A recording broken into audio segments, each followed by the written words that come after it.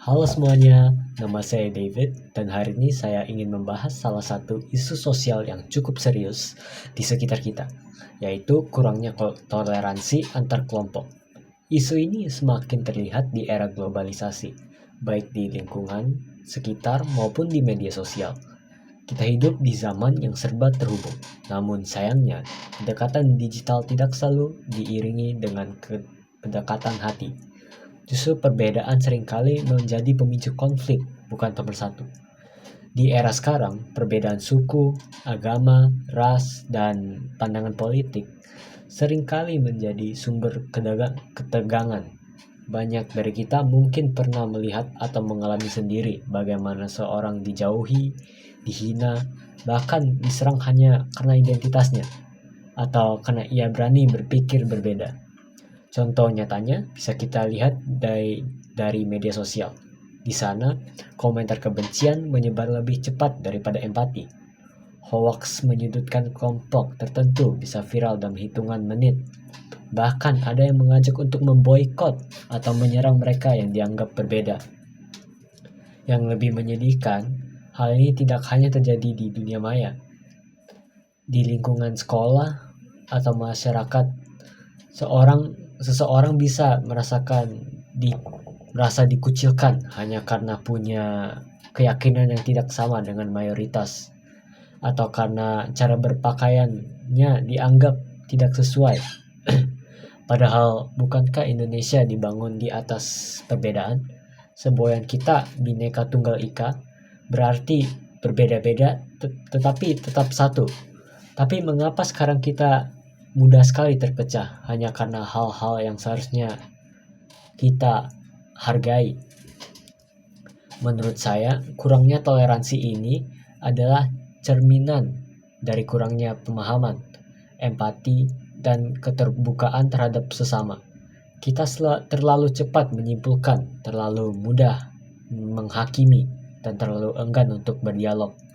Padahal dari perbedaanlah kita bisa belajar, kita bisa melihat dunia dalam berbagai perspektif, memperluas wawasan, dan membangun jembatan antar manusia, bukan tembok pemisah. Saya percaya bahwa anak muda yang punya peran besar dalam mengubah hal ini. Kita adalah generasi yang tumbuh di tengah perkembangan teknologi, pendidikan, dan budaya global. Kita punya akses ke informasi yang luas, dan dengan itu kita juga punya tanggung jawab moral.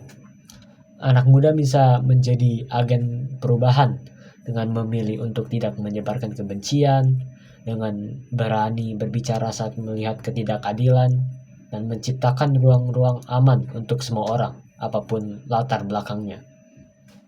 Toleransi bukan berarti kita harus menyetujui semuanya, tapi artinya kita mau mendengarkan dan memahami dan tetap menghormati, bahkan saat kita berbeda.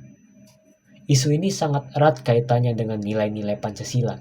Pancasila bukan hanya sekedar hafalan di sekolah, tapi nilai-nilai yang bisa kita terapkan dalam kehidupan sehari-hari. Sila pertama, ketuhanan yang Maha Esa, mengajarkan kita untuk menghormati kepercayaan orang lain. Tidak ada satu agama pun yang mengajarkan kebencian, semua mengajarkan kasih sayang dan kedamaian. Sila kedua, kemanusiaan yang adil dan beradab, mendorong kita untuk melihat sesama manusia sebagai saudara, tidak peduli suku, agama, atau status sosial. Sila ketiga, persatuan Indonesia, mengingatkan kita bahwa kekuatan bangsa ini ada dalam keberagamannya. Perbedaan bukan ancaman, tapi kekayaan budaya yang luar biasa. Sila kelima, keadilan sosial bagi seluruh rakyat Indonesia, mengajak kita menciptakan keadilan yang tidak pilih kasih. Semua berhak merasa aman, dihormati, dan diterima.